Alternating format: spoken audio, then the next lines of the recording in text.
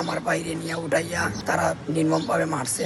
ওই যে তরমুজগুলোর মধ্যে ঔষধ মারে এগুলা মুখের হাত ঢুকাইয়া মুখের ভিতর দিয়া ওগুলা ঢুকাইয়া দিয়া গলার মধ্যে ফাঁসি লাগাইয়া নদীর মধ্যে ফেলে দিছিল।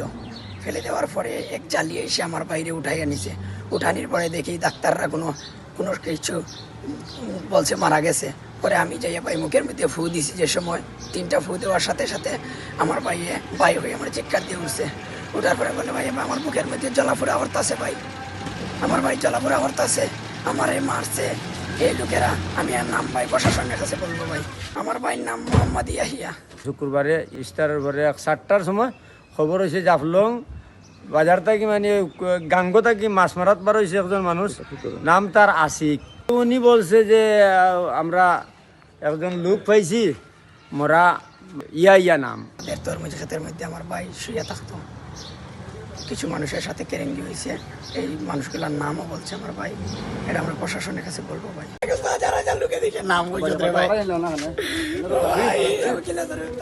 এই ছেলেটা অল্প কিছুদিন 1-2 বছর হয়েছে বিয়ে করছে। 2-2.5 মাস 3 মাসের একটা বাচ্চাও শিশু বাচ্চাও রেখে গিয়েছেন। হ্যাঁ, আমার দামান যে ইয়া আবার বলছে তার মুখ দিয়ে যে খে মারছে বা খে বা খারা খিতা করছে এই কথাটা অনেক মানুষ আসলাই ন ইমার্জেন্সি ডাক্তারও কল আসলা। আমরা উসমানী পর্যন্ত লইয়া আওয়াত রাস্তাত মানে আল্লাহর হুকুম হয়েছে ইন্তেকাল করছে। বিয়ে শাদী করি একটা ছোট বাচ্চা আছে, 3 মাসের একটা বাচ্চা আছে।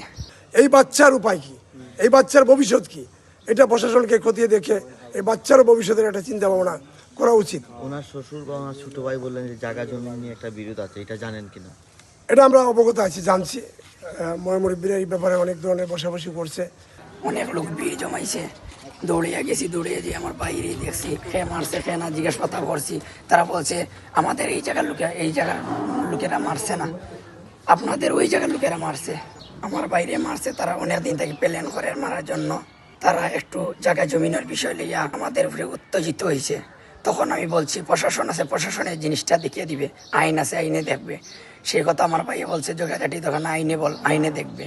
তখন তারা চিন্তা ভাবনা করছে তাদের বাপের সত্যটা তারা অধিকার করে নিয়ে যাইবে। গ্রাম নাইন্দারা হওয়ার থানা গোয়েনঘাট, জেলা সিলেট। বিয়ে শাদী করি একটা ছোট বাচ্চা আছে, 3 মাসের একটা বাচ্চা আছে। আমার নাম মোহাম্মদ রফিকুদ্দিন, আমি বড়।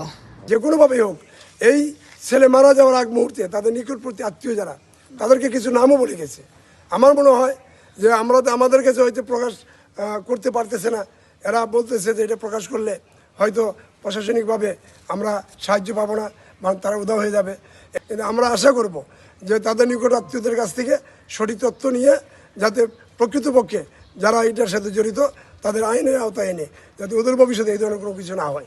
আর প্রশাসনের কাছে আমার একটা দাবি যে আমাদের নদীগুলা টোটালে বন্ধ ঘোষণা করেছে আমাদের বর্তমান মন্ত্রী সাহেব। কিন্তু এই মন্ত্রী সাহেব বন্ধ করার পরেও আজকেও আমি দেখেছি নদীতে বালু উত্তোলন হচ্ছে। একটা ভিডিও আমি ওসি সাহেবকে দিয়েছি এবং আমাদের ভিডিও বিচারকে দিয়েছি, কিন্তু তার কোনো সুরা আমরা এখনও পাইনি।